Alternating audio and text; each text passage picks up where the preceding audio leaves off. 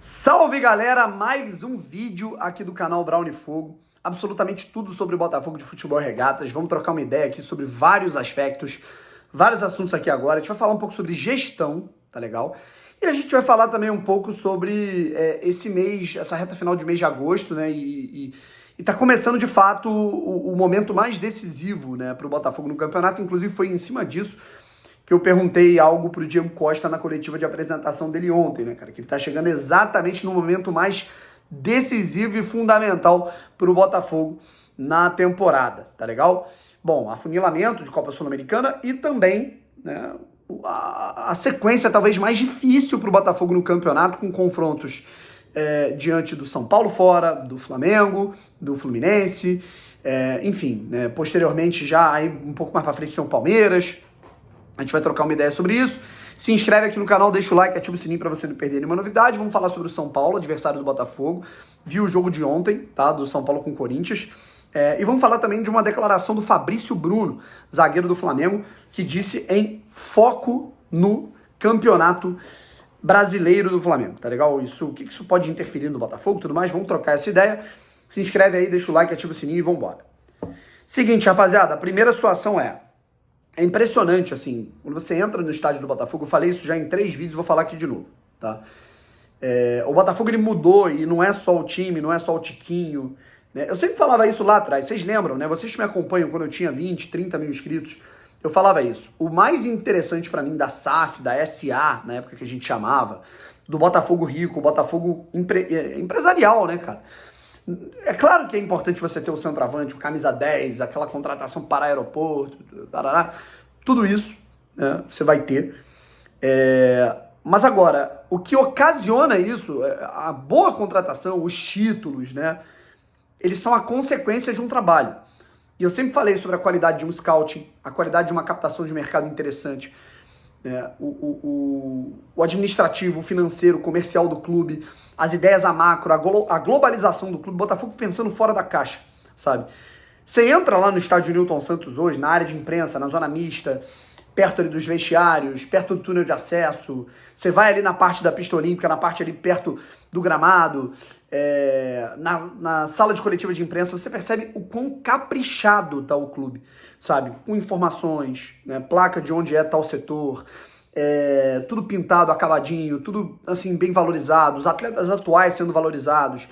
Pô, cara, antes você ia assim, é surreal, assim, eu lembro que em 2020 eu fui pra uma coletiva do Botafogo, assim, naquela época, né, do comitê de futebol, cara, assim, mano, tudo largado, assim, obviamente que o dinheiro faz com que você possa ser mais caprichoso, mas era fio pra fora, fio desencapado, poeira, tipo assim, uma parada que o cara varreu o bagulho ali e resolve, sabe? Então, tipo, e além disso, cara, é o aspecto da gestão, sabe? A gente vê diversos profissionais sendo contratados e a gente que cobre o clube tem que estar atento a isso, né, cara? Às vezes eu olho o LinkedIn, né, tudo mais, e o Botafogo contrata em áreas que eu nem imaginava que existiam num clube de futebol, sabe?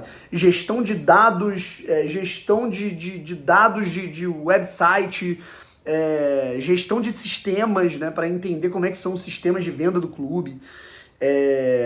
Agora saiu uma parceria do Botafogo com um leilão de camisas, né, cara? Então tudo pro Botafogo tá sendo mercado, sabe? Isso é muito interessante. É claro que uma camisa ou outra o jogador vai presentear para alguém, cara, mas assim, essas camisas que são usadas são um grande mercado para quem não sabe, né, cara? Eu já tive a minha loja de camisas, né, e eu sei o quanto as pessoas elas pagam por essas camisas usadas por jogadores, usadas em jogo, preparadas para jogo, sabe? Então o Botafogo, o que ele tá fazendo? Ao invés de, sei lá, cara, o Eduardo pega a camisa dele, dá para uma pessoa, que dá para outra, o cara vende e ele fica com dinheiro, né?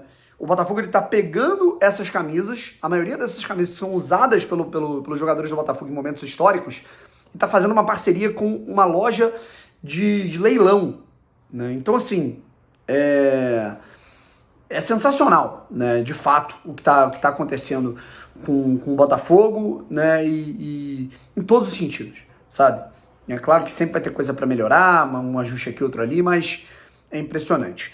Bom, continuando, rapaziada, sobre a sequência do Botafogo, tá? Primeiro a gente fala sobre o São Paulo. O Botafogo enfrenta o São Paulo agora no sábado e eu acredito que o São Paulo entre com um time misto, tá? Acredito em time misto na equipe, na equipe do São Paulo. Por quê? Porque os caras jogaram agora, tipo assim, arrebentaram a perna contra o Corinthians.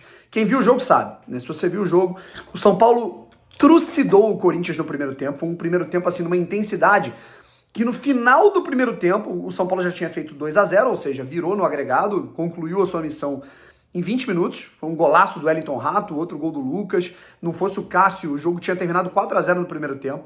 Foram 14 finalizações a uma, né, ou duas, do São Paulo em relação ao Corinthians.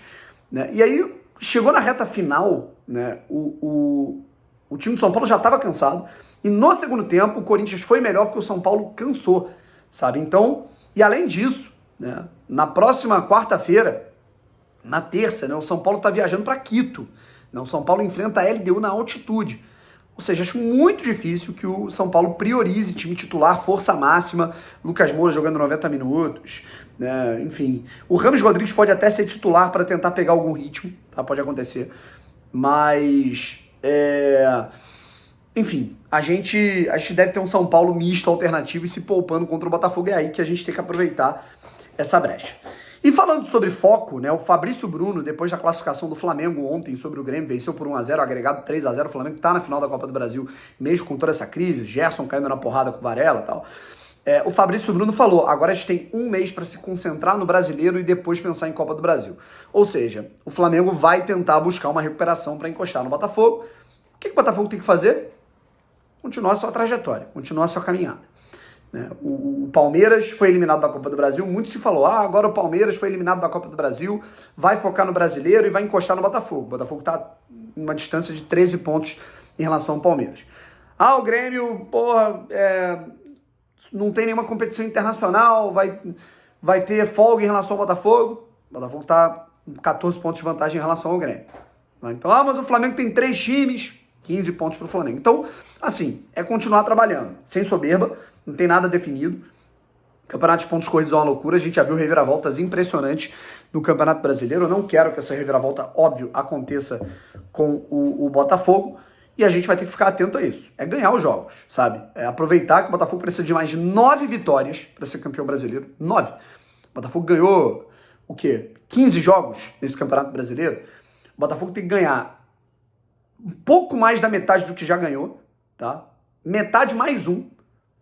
E o Botafogo tem 10 ou 11 jogos dentro da sua casa, dentro do seu estádio. Contra Cuiabá, Goiás, Bahia, né? Times da parte de baixo da tabela. Então, assim, depende da gente, mano. Mais que nunca depende da gente, com um time sólido, com jogadores que estão dando a resposta, com um time que está virando, revertendo cenários que a gente não revertia antes. E é isso. Eu não tenho que pensar em rival, tenho que pensar na gente. Tamo junto e fui.